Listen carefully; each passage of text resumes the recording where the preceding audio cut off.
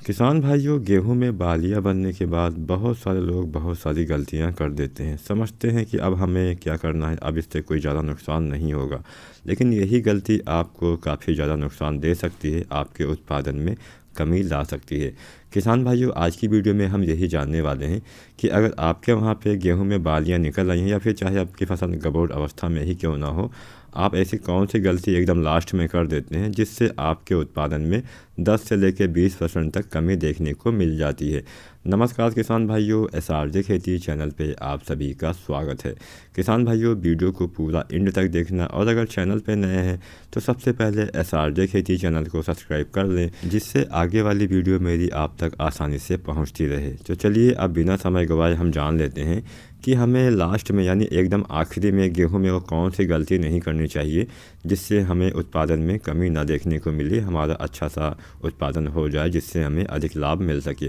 किसान भाइयों, आप सभी को पता ही होगा अभी तो हमारी फसल ज़्यादातर गबोड़ अवस्था में है या फिर बहुत सारे किसान भाइयों के यहाँ पे अभी बालियाँ भी निकल आई हैं। तो चाहे आपकी फसल अभी गबोड़ अवस्था में हो, चाहे आपकी फसल में एक दो बालियाँ निकल आई हों या फिर आपकी फसल में पूरी तरह से बालियाँ बाहर आ गई हों,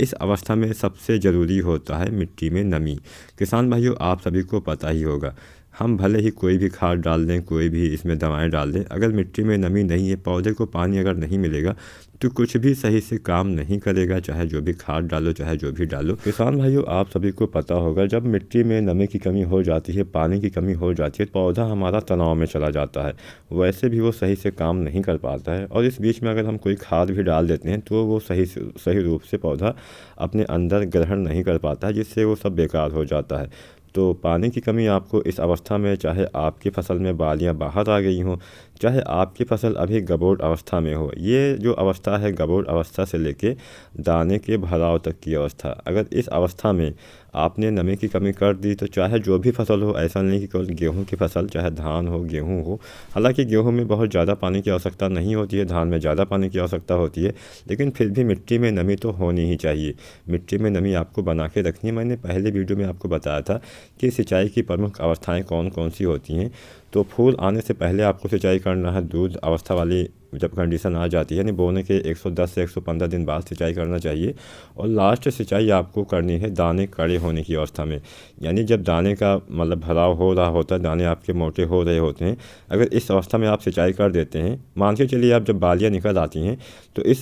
अगर इस अवस्था में आप सिंचाई कर देते हैं तो काम आपका चल जाएगा, आपके दाने का भराव सही रूप से हो जाएगा। तो लास्ट सिंचाई जो आपको करनी है लगभग 115 से 120 से 135 दिन के आसपास करना है, क्योंकि जो किस्में हैं वो यहाँ पे कुछ दिन पहले पक जाती हैं, कुछ दिन बाद में पकती हैं। तो आपको ध्यान इतना रखना है कि जब दाने कड़े होने वाली अवस्था होती है, जब दाने आपके थोड़ा सा कड़े होने वाले होते हैं, उस अवस्था में आपको एकदम लास्ट सिंचाई करनी चाहिए, या फिर आप 105 दिन पे भी लास्ट सिंचाई कर सकते हैं। तो किसान भाइयों, अगर आप 5 सिंचाई करने की सोच रहे हैं तो एकदम लास्ट सिंचाई आपको करनी है 105 दिन पे, और अगर आप 6 सिंचाई करना चाहते हैं तो एकदम लास्ट जो सिंचाई आपको करनी है 120 दिन के आसपास करनी है। तब आपके दाने का भराव सही रूप से हो पाएगा, दाने अच्छे रहेंगे, दाने वजनदार आएंगे। दोस्तों, आप सभी को पता होगा जब हमारे मिट्टी में नमी की कमी हो जाती है तो जो दाने आते हैं, दाने का भराव सही से नहीं हो पाता, दाने एकदम कमज़ोर से पिचके से रह जाते हैं, बालियाँ पूरी लंबी नहीं निकल पाती हैं, बालियाँ आपकी टेढ़ी मेढ़ी आती हैं, जिससे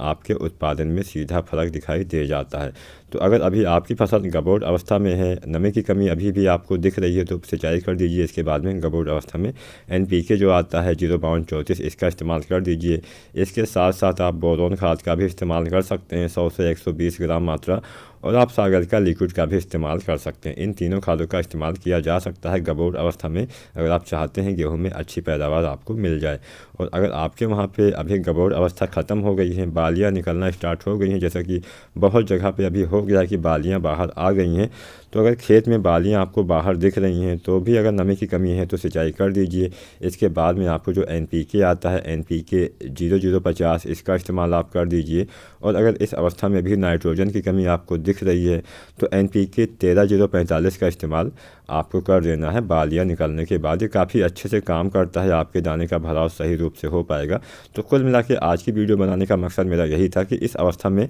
आपको नमी बना के रखनी है ताकि हमारे दाने कोई पिचके ना रह जाए। वीडियो पसंद आई हो तो लाइक ज़रूर करना, चैनल भी सब्सक्राइब कर लें।